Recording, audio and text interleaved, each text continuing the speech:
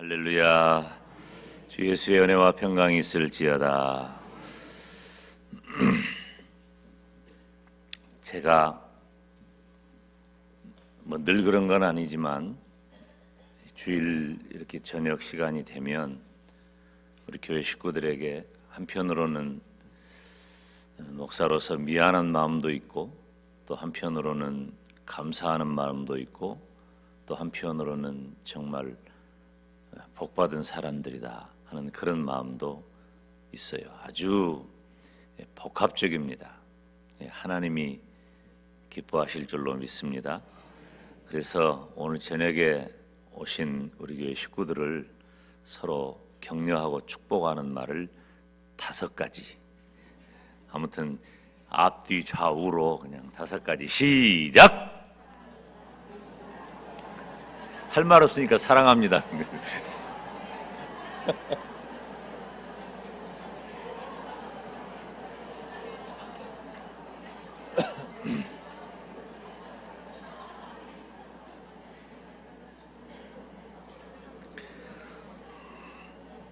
그만해요 이제. 여러분, 지금 하나님이 웃으실까요? 하나님이 기뻐하실 줄로 믿습니다. 우리 인간의 목적, 우리 인생의 목적은 뭐냐? 하나님께 영광을 돌리는 것입니다. 하나님께 영광을 돌리기 위해 어떻게 살아야 될 것인가? 지난 주일 저녁에는 우리가 하나님께 영광을 돌리자, 지난 시간에 그랬고, 오늘은 어떻게, 그 첫 번째 시간이에요. 하나님은 방금 우리가 이렇게 서로를 축복하고 교제하는 그런 말을 주고받았을 때, 하나님이 그래. 하나님은 우리를 보시고 기쁨을 참지 못하시는 분입니다.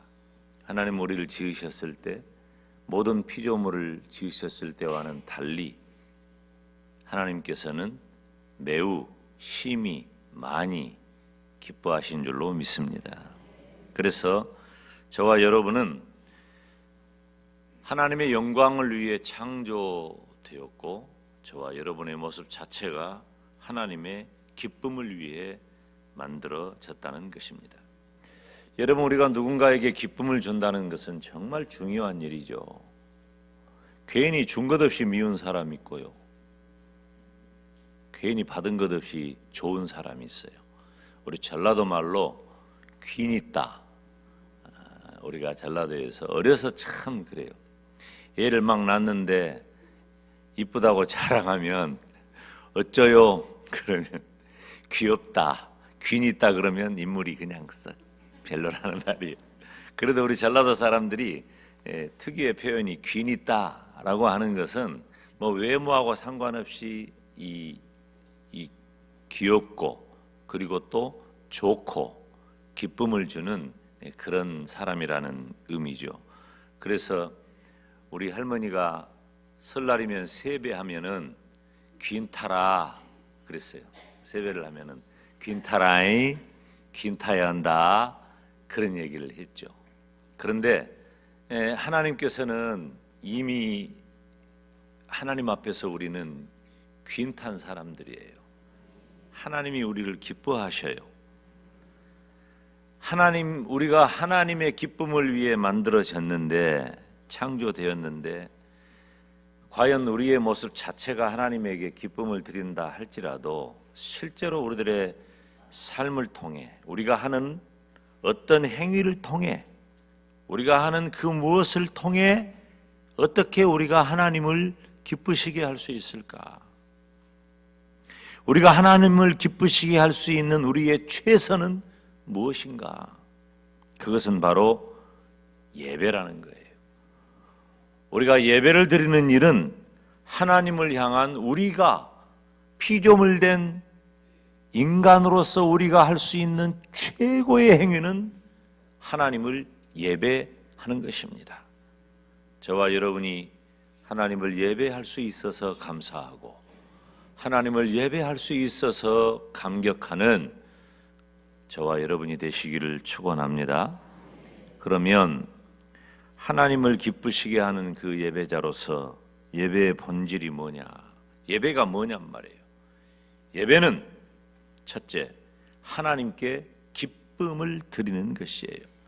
시편 147편 11절 보면 주는 그를 예배하고 그의 사랑을 신뢰하는 자를 기뻐하신다 그랬어요. 그러니까 예배는 뭐냐면은 내가 하나님의 사랑을 받았어. 그래서 하나님의 사랑을 받은 자로서 나에게서 하나님께로 나오는 매우 자연스러운 반응이 예배라고 하는 거예요. 그래서 하나님께 받은 은혜에 반응하여 나오는 모든 행동이 바로 예배예요. 예배. 그래서 하나님께서는 저와 여러분을 만드시고 심히 기뻐하셨는데 우리가 과연 하나님께 기쁨이 되는 삶을 살고 있는가? 여러분, 우리 자신을 생각해 보면 죄로 인하여 죽을 수밖에 없는, 에베소서식으로 말씀을 드리면 허물과 죄로 죽은 나를 예수 그리스도의 보혈로 하나님께서 구속하시고 살려주신 줄로 믿습니다.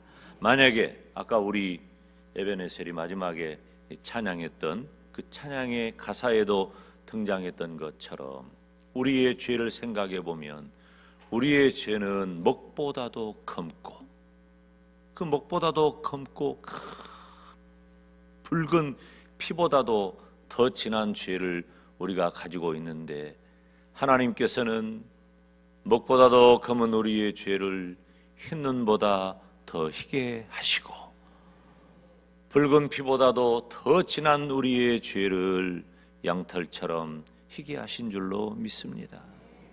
우리가 그 은혜를 받았단 말이에요. 그 은혜, 그 사랑을 받았으므로 그 하나님의 사랑에 대하여 내가 반응하는 것이, 반응하는 그 일을 하나님께서는 기뻐하신단 말이에요. 아, 네가 내 사랑을 알았구나.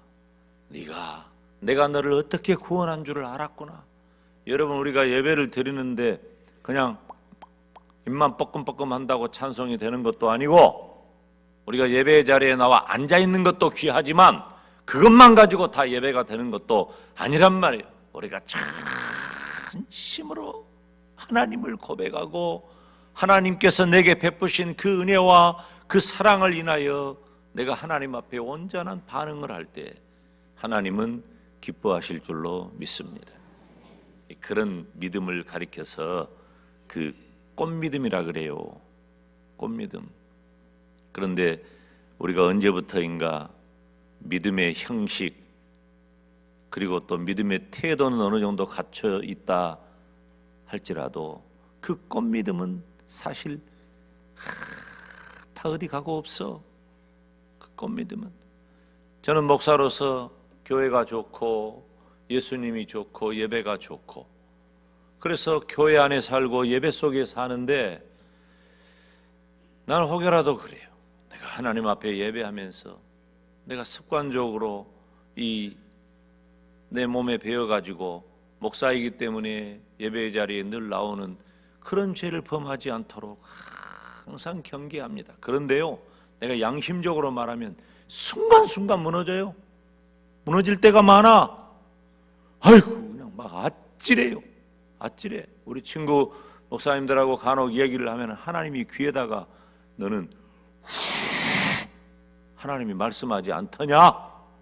그런 얘기를 막 주고받아요. 아찔합니다.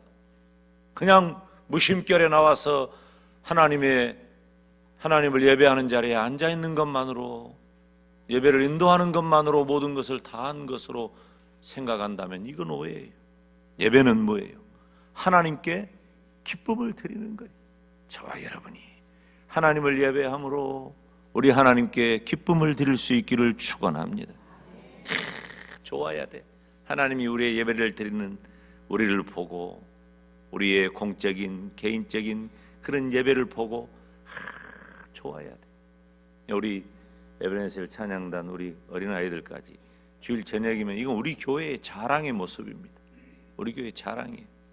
이렇게 찬양을 하는데 이것이 어쩔 수 없어서 하기도 하지만은 우리가 이 테두리 속에 있다는 것이 얼마나 큰 행복이고 얼마나 큰 은혜고 얼마나 큰 축복인가, 그것을 막 고백하면서 진짜로 그렇게 우리 에베네셀은 찬양하시기 바랍니다. 그러면 하나님이 여러분을 막 핥아 먹을 것처럼 기뻐하신단 말이에요. 그게 예배예요. 예배의 굉장히 중요한 본질이에요. 하나님께 기쁨 드리는 저와 여러분 되시기를 주님의 이름으로 축원합니다. 또 예배는 두 번째로 나의 유익이 아니에요.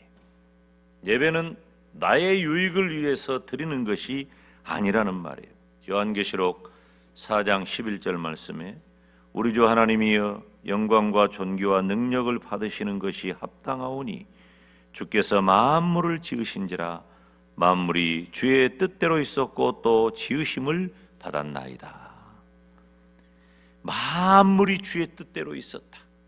그리고 지으심을 받았다. 참된 예배는 사람을 중심으로 하는 것이 아니라 하나님을 중심으로 하는 것이 참된 예배인 줄로 믿습니다. 그러니까 참된 예배는 예배를 드리는 예배자의 유익을 위해서가 아니라 예배를 받으시는 하나님께 기쁨을 드리기 위한 것이에요. 간혹 제가 여기 앉아 있으면은 예배 순서자들이 물론 주의 종을 존경하고 사랑하는 마음에서 그렇게 하기는 하지만 순서를 하고 들어가면서 이렇게 저에게 목례를 하고 가는 분들이 있어요. 저도 이제 목례를 하고는 하지만은 예배 시간에는 그러는 것 아니에요. 예배 시간에는 뭐 여기 와가지고 목사한테 이렇게 인사하고 아무리 뭐 대단한 사람이라고 해도 예배 시간에는 하나님만 높여야지 사람을 높이면 안 돼. 그래서 엄밀한 의미에서는 막 사람을 향해서 박수도 안 쳤어. 요즘은 격려하고 또 교제하기 위해서 그렇게 박수도 하고 그런 일을 간혹 하지만은 사람을 향해서는 박수도 안 쳤단 말이에요. 예배는 오직 인간의 유익이 아니라 하나님의 영광을 위해서, 하나님의 기쁨을 위해서 드리는 것이에요. 구약의 예배가 타락하니까, 구약의 제사가 타락하니까 어떻게 했어요? 이사야 29장 13절에 이 백성이 그 입으로 나를 존경한다 하지만 그 마음은 내게서 멀리 떨어져 있다 그랬어요. 멀리 떨어져 있다. 하나님 앞에 이 성전에 나와 제사를 드리기 위해 나오지만은 형식적으로 나오는 이스라엘 백성들의 가짜 예배, 이것을 경고하고 경계하는 표현인 것이죠. 여러분 잊지 마세요. 예배는 오직 하나님의 기쁨을 위해 드려야 할 줄로 믿습니다. 세 번째, 예배는 삶 그 자체라고 하는 거예요. 시편 133편 3절에 보면은 해가 뜰 때부터 해가 질 때까지 찬양해라.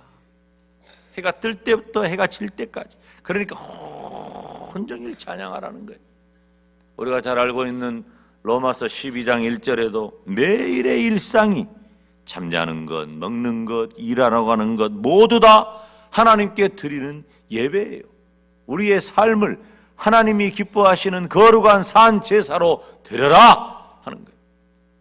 눈 뜨면서부터 시작되는 우리들의 삶의 예배, 우리들이 행하는 모든 일들은 다 하나님이 기뻐하시는 예배의 행위라고 하는 것입니다. 여러분, 제가 파리에 가면은 그 오르쉐라고 하는 그 박물관이 있어요. 그 미술관인데 거기를 꼭 가보시면 좋아요. 거기 가면 미술책에 나오는 그림이 많이 있어요.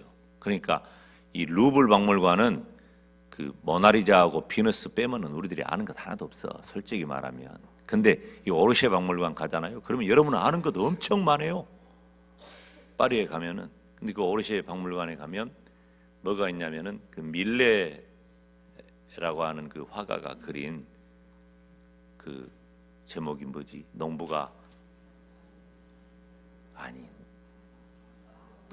기도하고 있는 만종. 그 있는데 그 기도를 하는 그 장면이 있어요. 그 그림이 있어요. 근데 그 만종이 그 그림을 딱 보면서 농부가 기도하는데 태양빛의 그 광선이 어디를 향해 있냐면은 바로 밀레 그 작품에는 농기구를 향해 있어요. 농기구. 다시 말하면은 그 작가의 의도는 뭐냐면은 일하는 그 일상 자체, 괭이를 들고 일하는 것, 그것 자체를 소중히 여겼단 말이에요. 여러분, 하나님께서 여러분의 일상을 소중히 여기시는 것을 깨달으시기를 바랍니다. 아침에 일어나 눈 뜨고 준비하여 출근하고 일하고 삶의 현장을 하나님이 소중히 여기셔요. 그래서 예배는 우리들의 삶 그 자체가 예배라고 하는 거예요. 물론 우리가 공적으로 이렇게 나와 하나님을 예배를 드리는 것도 소중하지만 우리가 하나님 앞에 하루하루를 살아가는 삶의 현장이 그 자체가 예배라고 하는 거예요. 그래서 마틴 루터는 그런 말을 했잖아요. 나는 하나님의 영광을 위해 소 젖을 짠다. 그런 말을 했어요. 그러니까 여러분들이 각자 내일 아침에 눈 떠가지고 삶의 현장으로 나가는 그 모든 일들을 하나님이 기뻐하실 줄로 믿습니다. 우리가 하나님을 예배하고 경배할 때에 우리들의 행위 자체가 하나님이 기뻐하시는 예배가 된다는 거예요. 그래서 우리가 드리는 이런 공적인 예배와 사적 예배, 즉 개인적인 예배가 균형을 이루어야 돼. 공적인 예배는 빠지지 않고 나와 진짜 예배를 잘 드리는 사람 같은데 살아가는 삶의 내용은 형편이 없다면 이건 균형이 무너진 거예요. 양팔 저울처럼 균형을 이루어야 해요. 균형을. 공적인 예배도 물론 최선을 다해 참여하고 받은 은혜가 커야 하지만 개인적인 예배 또한 균형을 잃어버리지 아니하고 내 삶의 예배를 통해 우리 하나님이 기뻐하시는 저와 여러분 그리고 우리 모든 예배자가 되시기를 주님의 이름으로 축원합니다. 예배의 본질은 뭐냐? 첫째, 하나님의 기쁨을 드리는 것이다. 두 번째, 인간의 유익이 아니라 하나님이 기뻐하시는 것, 하나님의 유익을 위한 것이다. 예배의 본질은 무엇인가? 하나님께 예배를 드리는 삶 그 자체다 하는 것이죠. 두 번째, 하나님을 기쁘시게 하는 예배는 그 어떤 요소를 가지고 있는가? 예배의 조건. 첫째, 최선을 다해 하나님을 사랑해라 하는 것입니다. 여러분, 최선을 다해 하나님을 사랑하시기를 바랍니다. 예수님께서 말씀하시기를 네 마음을 다하고 목숨을 다하고 뜻을 다하여 따라 삽시다. 주 너의 하나님을 사랑하라. 네 마음을 다하고 목숨을 다하고 뜻을 다하여 어떻게 하라고? 주 너의 하나님을 사랑하라 그 말이에요. 그러니까 마음 다하고 목숨 다하고 뜻을 다한다는 것은 그냥 최선을 다한다는 거예요. 최선을 다해서 하나님을 사랑해야 돼. 우리가 하나님을 사랑하는 예배를 통해서 우리가 하나님을 사랑하는 것을 보여주는 거예요. 예배를 통해서. 여러분, 우리가 살아갈 때 누군가를 사랑하고 누군가를 좋아하고 누군가 친분이 있을 때는 어떻게 합니까? 우리가 의식적으로 만나지 않아요. 무언가 좋은 것을 해주고 싶고 좋은 모습을 보여주고 싶고 누군가를 사랑하면 그렇게 하잖아요. 그런데 우리가 하나님을 예배할 때에 우리가 하나님을 사랑하지 않고 어떻게 하나님을 예배할 수가 있겠어요? 하나님을 최선을 다해 사랑하시기를 주님의 이름으로 축원합니다. 두 번째로 예배의 조건은 하나님을 온전히 신뢰하는 것이에요. 신뢰하는 것. 히브리서 11장에 보면 믿음의 사람들에 대해서 기록하고 있죠. 그래서 믿음장이라고도 말을 해요. 여기 믿음의 선진들의 이야기가 쭉 기록되어 있는데 그 가운데 노아에 대한 이야기가 언급이 되어 있어요. 히브리서 11장에 17절에 보면 믿음으로 노아는 하면서 아직 보지 못하는 일이라고 표현하고 있어요. 아직 보지 못하는 일. 노아가 어떻게 순종하냐면 120년 동안 노아의 순종은 계속됩니다. 하나님이 말씀하시는 거예요. 네가 산에다 배를 지어라. 배를 만드는데 규격도 말씀해 주시고 재료도 말씀해 주시고 이렇게 짓고 지은 다음에 이렇게 역청을 바르고 이렇게 하고 지붕을 씌우고 방을 만들고 다 하나님이 말씀해 120년간 그 일이 계속되는 거예요. 그러면 노아 이전에는 비가 왔을까 안 왔을까? 노아 이전에는 비가 없었어. 비가 안 왔어요. 비가. 그러면 비가 안 왔으면 어떻게 마실 물이 있고 어떻게 식물들은 자라고 어떻게 동물들은 자랐을까요?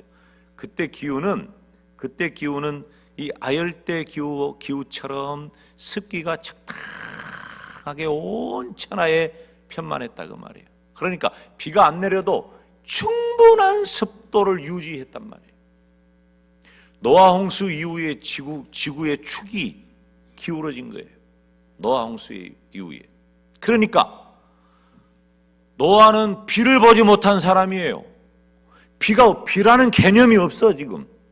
그런데 하나님께서 비를 말씀하시면서 산에다가 내가 비를 엄청나게 부을 텐데 네가 산에다가 배를 만들어라. 그 일을. 그래서 믿음으로 노아는 아직 보지 못하는 일에 순종했다는 거예요. 보지 못하는 일에. 뭐 때문에 그렇게 했어요? 하나님을 신뢰한 거예요. 신뢰한 거. 사랑하는 여러분, 하나님을 신뢰하시기를 바랍니다. 우리가 하나님 앞에 나올 때에 하나님께 기도할 때에 하나님을 찬양할 때에 하나님의 말씀을 들을 때에 우리가 하나님을 신뢰하지 못하면 아무것도 아니에요. 하나님을 신뢰해야 돼. 예배자의 조건은 첫째, 하나님을 사랑하고 둘째, 하나님을 신뢰하시기를 바랍니다. 세 번째는 순종해야 돼. 마음을 다해서 순종해야 한다. 창세기 6장 22절에 보면은 노아가 어떻게 했어요? 하나님이 자기에게 명하신 대로 다 준행하였다라 그랬어요. 노아는 하나님이 말씀하시면 다 준행했어. 즉 순종했다는 말이에요. 순종의 사람이었어요. 사랑하는 여러분, 우리는 선별적으로 순종하지 말고 온전히 순종하시기를 바랍니다. 네 번째로 지속적으로 하나님을 찬양하고 하나님께 감사하시기를 바랍니다. 이랬다 저랬다 하지 말고 시험 들면 그냥 하나님 예배드리는 일을 소홀히 여기고. 우리 인간이요 진짜 시험 안 들고 사는 것이 축복이에요. 근데 참 시험 들 일이 많거든. 요즘은 시험 든 사람들이 너무 많아요. 시험 들어가지고 시험 들면 은혜가 안 돼. 예배가 안 된단 말이에요. 은혜가 안 된단 말은 예배를 제대로 못 드린다 그 말이에요. 개인적으로도 실패하고 공적으로도 실패한단 말이에요. 그래서 우리는 지속적으로 변함없이 꾸준히 하나님을 찬양하고 감사해야 할 줄로 믿습니다. 그리고 다섯 번째로 하나님을 예배해야 할 때 조건은 내가 가지고 있는 재능과 은사를 성실하게 사용해야 돼. 우리가 예배를 드릴 때 나에게 하나님이 주신 재능과 은사가 무엇인가 그 일을 통해서 성실하게 사용하는 거예요. 삶의 과정도 게으르지 아니하고 그리고 공적인 예배를 통해서도 우리가 하나님이 내게 주신 재능과 은사를 성실하게 사용하라 하는 것이. 마지막 여섯 번째로는 하나님께 나 자신을 온전히 드리라. 온전히 드리라. 예배를 드린다는 것은 얼마나 소중한 일입니까? 예배를 드릴 때에 저와 여러분 자신을 하나님 앞에 온전히 드리시기를 축복합니다. 드림이 없다면 참된 예배가 아니에요. 드려야 참된 예배가 되는 거예요. 내 몸과 마음과 시간과 정성과 물질을 다 하나님 앞에 정성을 다해 드리는 이 드림이 없으면 예배가 아니에요. 드림이 없으면 우리가 하나님 앞에 온전히 드리지 못하는 것은 두려움 때문이기도 하고 교만하기 때문이기도 해요. 그래서 하나님 앞에 온전히 드리지 못한 거예요. 그러나 우리가 하나님 앞에 온전히 드리면 그때 진정한 행복과 사랑과 신뢰가 시작되는 줄로 믿습니다. 하나님 앞에 시간도 드리고 물질도 드리고 내 마음도 드리고 온전히 드릴 때 감격의 예배가 비로소 시작되는 거예요. 여러분, 많이 드리는 사람이 많이 예배를 하나님 앞에 드리는 것이고, 많이 드리는 사람이 많이 은혜를 받는 거예요. 뭐 많이 드린다고 하니까 꼭 뭐 헌금만 생각하지 말아요. 전심으로 내 마음을 다해서 사모하고 저희 어머니께서요, 예수님을 좀 늦게 믿었잖아요. 그 예수님을 늦게 믿는데 저희 어머니는 사실 뭐 많이 배운 분은 아니죠. 그런데 나는 기도를, 어머니는 뭐 이제 새벽부터 출근해가지고 새벽 시장 봐야 되니까, 학교 식당을 하셨으니까 새벽 시장을 봐가지고 가서 일하고 밤 늦게 오셔서 주무시고 또 새벽에 이런 일들이 계속 반복되셔요. 주일날 겨우 쉬는 거예요. 그런데 저희 어머니는요, 나는 항상 기도해야, 언제나 기도한다는 거예요. 시장에 가면서도 한 걸음 뛸 때마다 기도하고 감사하고 감사합니다. 시장길 걸어가는데 그 새벽에 일어나가지고 시장에 가면서 걸어가면서도 기도하고 찬송하고 하나님을 예배한다는 거예요. 목사님, 내가 부끄러울 정도예요. 그러니까 여러분 봐요. 내게 주어진 모든 환경 속에서 전심으로 내 모든 것을 다 들여서 하나님을 예배해야 할 줄로 믿습니다. 예배가 그냥 주어진 게 아니에요. 오랜 시간 우리가 신앙생활한다고 해서 타성에 젖어가지고 늘 그 자리에 그 모습으로 있는 것, 그것만 가지고 우리가 예배라고 말하면 안 되는 거예요. 그렇게 우리가 하나님께 온전히 드리면 하나님께서는 저와 여러분에게 행복을 주시고 사랑을 주시고 하나님을 향한 신뢰를 가득하게 하실 줄로 믿습니다. 그렇게 막 더 열심히 막 하는 사람에게 하나님은 더 큰 은혜를 주시고, 그것이 계속해서 선순환이 되어져 가지고 하나님을 더 예배하는 자리에 나아가게 된다는 것입니다. 세 번째로, 예배의 특성은 뭐냐? 하나님은 우리가 신령으로 예배드릴 때에 기뻐하신다는 거예요. 신령으로 기도한다, 신령으로 예배한다. 우리의 영, 다시 말하면 내적 인격으로 내 마음과 영혼을 다해 예배를 드리는 것을 의미해요. 신령과 그랬죠? 4장 24절에 신령과 그랬어요. 사무엘상 16장 7절에도 보면은 하나님이 뭐라고 말씀하셔요? 사람은 외모를 보거니와 나 여호와는 중심을 본다 그랬어요. 하나님이 보시는 그 중심이 영이에요. 영. 지금 우리가 앉아서 하나님을 예배를 드리는데 신령한 예배를 드리는 거, 하나님은 내 마음의 중심을 보시고 아신다 그 말이에요. 영으로 예배를 드리는 거예요. 내 내적 인격으로. 그러니까 내 마음과 영혼을 다 해서 한 분이신 하나님 앞에 예배를 드리는 것입니다. 또 우리가 하나님께 예배를 드릴 때에 우리는 진정으로 예배를 드릴 때 하나님이 기뻐하셔요. 여기 진정으로라고 하는 것은 사실 번역이 조금 부족한 번역이에요. 이 진정으로라고 하는 번역보다도 진리라고 하는 번역이 바른 번역, 좋은 번역입니다. 진리로 예배를 드리는 거예요. 다시 말하면 예배를 드릴 때에 말씀 중심의 예배를 드려야 한다는 것이에요. 진정으로 예배를 드리는 것은 예수 그리스도 안에서 성경적 진리에 기초해서 드리는 예배가 하나님이 받으시는 예배, 하나님이 기뻐하시는 예배인 줄로 믿습니다. 말씀의 가치가 얼마나 중요하면 예배에서 차지하는 가장 큰 비중이 말씀에 있잖아요. 사랑하는 여러분, 저와 여러분은 내적 인격을 다 해서 드리는 신령으로 드리는 예배, 그리고 하나님의 말씀을 중심으로 드리는 진리로 드리는 예배, 신령과 진정으로 신령과 진리로 드리는 예배자가 되시기를 주님의 이름으로 축원합니다. 뿐만 아니라 하나님은 우리의 예배가 실제적일 때 기뻐하신단 말이에요. 아까도 언급했지만은 로마서 12장 1절에 기록하고 있는 대로 너희 몸을 하나님이 기뻐하시는 거룩한 산 제사로 드리라. 이는 너희가 드릴 영적 예배니라 그랬어요. 실제적으로 우리들의 삶을 나 자신의 몸과 나 자신의 시간과 내게 주어진 모든 환경, 삶을 하나님 앞에 온전히 바칠 때에 하나님께서 기뻐하시는 줄로 믿습니다. 여러분, 우리들이요, 살아가면서 우리가 무언가를 한다, 우리가 무언가를 감당한다, 내가 기꺼이 기쁨으로 그것을, 그 어떤 무엇인가를 감당한다고 할 때 그것은 뭐냐면 그 사람에 대한 사랑이 있기 때문에 그런 거예요.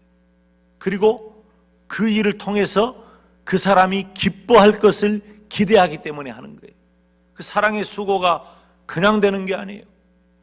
우리가 부모님을 위해, 남편을 위해, 아내를 위해, 자식을 위해, 친구를 위해, 누군가를 위해. 여러분, 명절 돌아오잖아요. 설 돌아오는데 왜 선물해요? 우리가 왜 기꺼이 누군가를 생각하면서 작은 정성이지만 선물을 준비해가지고 그 선물을 직접 못 가니까 택배로라도 보내고, 그리고 혹은 시간을 내서 찾아가서라도 명절 잘 지내라고. 그러면 선물을 줄 때 그 사람 표정 봐봤어요? 어떻게 하고 있었대요? 좋아한다고. 그거 보려고 주는 거예요. 내가 사랑하는 마음이 있기 때문에 기꺼운 마음으로 선물을 준비해서 누군가에게 무엇을 주는 이유는 바로 그 기뻐하는 것을 보기 위해서 드리는 거란 말이에요. 대부분이에요. 대부분. 거의 대부분 그렇습니다.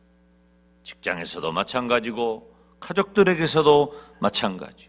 여러분, 예수님을 믿는 성도는 정성껏 포장하고 예쁘게 꾸미고 그렇게 준비해서 하나님의 기쁨을 위해 내 인생을 잘 포장해가지고 하나님의 기쁨을 위해 내 인생을 하나님께 드려야 돼요.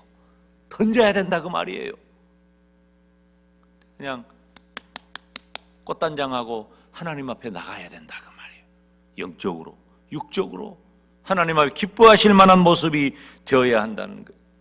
하나님의 기쁨은 어디서 올까요? 우리가 드리는 예배에서 오는 거예요. 예배에서. 구원받은 성도는 예배로 하나님을 기쁘시게 하는 것입니다. 사랑하는 여러분, 저와 여러분은 하나님을 기쁘시게 하기 위하여 지음받았음을 믿으시기 바랍니다. 그래서 우리 자신을 통해서 하나님이 기쁨을 받으실 때가 내 삶의 가장 큰 기쁨의 순간이라는 거예요. 내가 드리는 예배로, 내가 드리는 삶의 예배로. 그러니까 하나님이 나를 보고 웃으실 때, 하나님이 나를 보고 기뻐하실 때, 하나님이 나를 보고 좋아하실 때가 내 인생의 최고의 기쁨의 순간이 된다는 거예요. 하나님이 나를 보고 무덤덤 그것 갖고 되겠냐? 그 정도 가지고 되겠냐? 이게 아니고 하나님이 나를 보고 기뻐하시고 하나님이 나를 보고 웃으시는 예배자, 그런 예배자가 될 때에 그 순간이 바로 지음받은 인간으로서, 구원받은 성도로서 내 인생의 최고의 기쁨, 가장 큰 기쁨의 순간이 된다는 거예요. 그래서 하나님이 나를 인하여 기뻐하실 때가 바로 내 인생의 최고의 절정의 순간이라는 거예요. 뭐 우리들이 나 자신의 유익을 위해서 무언가를 목표해서 이루었을 때가 아니라 하나님이 나를 기뻐하실 때, 그때가 바로 내 인생의 최고의 절정이 된다는 것입니다. 사랑하는 여러분, 저와 여러분은 우리들의 삶의 모든 영역에서 하나님께 기쁨을 드리는 복된 성도가 되시기를 바랍니다. 그래서 잊지 마세요. 나는 하나님의 영광을 위해 지음받았는데, 하나님의 기쁨을 위해 지음받았는데, 내가 무엇으로 하나님께 영광을 돌리고 무엇으로 하나님의 기쁨이 되어 살까? 하나님이 기뻐하시는 거룩한 예배자가 되시기를 주님의 이름으로 축원합니다. 기도하겠습니다.